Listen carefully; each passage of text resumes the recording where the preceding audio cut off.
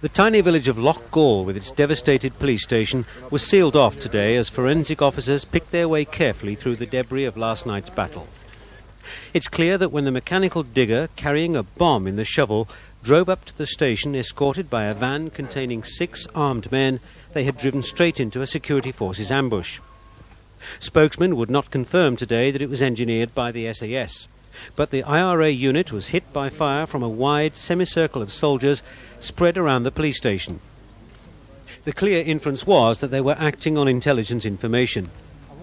The gun battle lasted nearly 10 minutes, and when the bomb exploded, wrecking the empty police station, windows were shattered 200 yards away, including those of a church hall where parents and children were gathering for a social event. At the end, 8 IRA men and 1 passerby lay dead, and another civilian was injured. The IRA men were dressed in balaclavas, boiler suits and heavy boots. The array of weapons and ammunition recovered from the dead men was today put on display by the RUC. The weapons included semi-automatic machine guns and 2 Belgian FN rifles. The IRA have attacked 22 police stations since the beginning of the year. That they paid so disastrously for this latest attempt is not a matter for lament in the village that gave birth to the Loyalist Orange Order nearly 200 years ago. Sir John had announced yesterday that in future the police would liaise with the families of dead members of paramilitary organisations and with clergy to try to avoid intervention by the security forces at funerals. But in a joint statement issued through the Republican Press Centre in Belfast, the 7 families said they were insulted by the remarks and that it was beneath contempt to expect them to negotiate with the very people who they say murdered their relations. They called on the security forces to stay away from the funerals. 7 of the 8 IRA men were from County Tyrone and County Armagh. The 8th, former Sinn Féin urban councillor James Lynagh, was from Monaghan Town, and his funeral will be held there on Wednesday.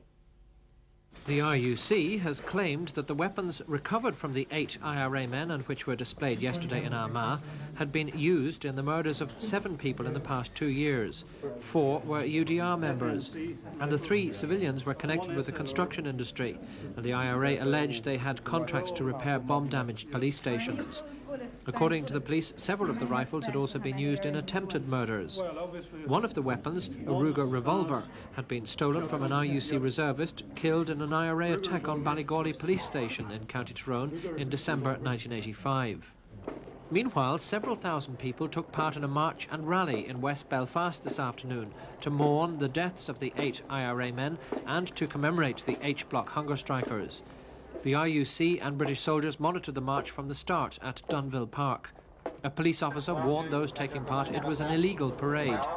The procession was headed by a colour party of 4 men and 4 women in paramilitary-type clothing and 12 women carrying pictures of the hunger strikers who died 6 years ago.